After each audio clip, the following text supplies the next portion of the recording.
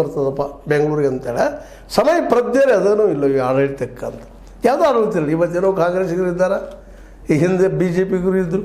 ಆ ಟೈಮ್ದಲ್ಲೇ ಇದು ಕೇವಲ ಒಬ್ಬರು ತಪ್ಪಂತಲ್ಲ, ಇಡೀ ವ್ಯವಸ್ಥೆ ತಪ್ಪಿದು. ಇಡೀ ವ್ಯವಸ್ಥೆ ಪೂರ್ಣ ಪ್ರಮಾಣ ತಪ್ಪು.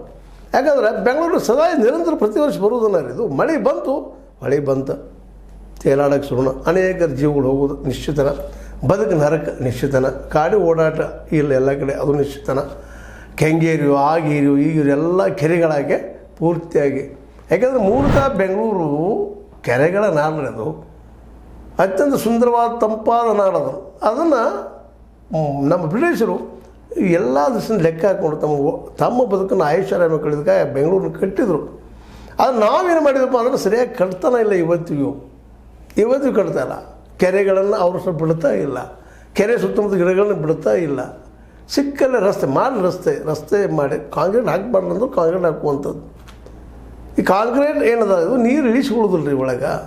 ಟಾರ್ ಹೊಡಿದ್ರೆ ಸ್ವಲ್ಪ ನೀರು ಇಳಿಬೋದೇನೋ, ಇದ್ರ ಇಳಿಯೋದಿಲ್ಲ. ಅದನ್ನು ವೈಜ್ಞಾನಿಕವಾಗಿ ಬೇಡ ಅಂತ ಹೇಳ್ತಾ ಇದ್ದಾರೆ. ಇಂಥ ಒಂದು ಇವರು ತಮ್ಮ ಏನಪ್ಪ ಅಂದ್ರೆ ಒಮ್ಮೆ ಹಾಕ್ತಪ್ಪ ಅಂತಂದ್ರೆ ಒಂದು 10 ವರ್ಷ ಅಲ್ಲಿವರೆಗೆ ಮೇಲಿನ ದುಡ್ಡು ಹಾಕೊಂಡು ಹೊಡೆಯುವಂಥ ಈ ಜನ ನಮ್ಮ ನಾಯಕರು ಎಲ್ಲಾದರೂ ಹುಡುಕೋದ್ರಿ, ದುಡ್ಡು ಹುಡುಕೋದು ರಾಜಕಾರಣಿಗಳ ಮೇಲೆ ಕಟ್ಕೊಂಡ್ರು.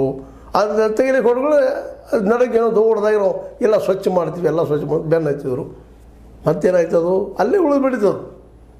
ಒಂದಿಷ್ಟು ಆರಂಭ ಶುರುತ್ತು, ನಮ್ಮಲ್ಲಿ ಆರಂಭ ಶುರುತ್ತು ಅನ್ನೋದು ನಂತರದಲ್ಲಿ ಪ್ರಭಾವಿ ಜನ ಇರ್ತಾರಲ್ಲೇ ಈ ಕೆರೆಗಳ ಮೇಲೆ ಇನ್ನುಳಿದ್ರ ಮೇಲೆ ಕಟ್ಕೊಂಡವ್ರು ಯಾರು? ಪ್ರಭಾವಿಗಳು.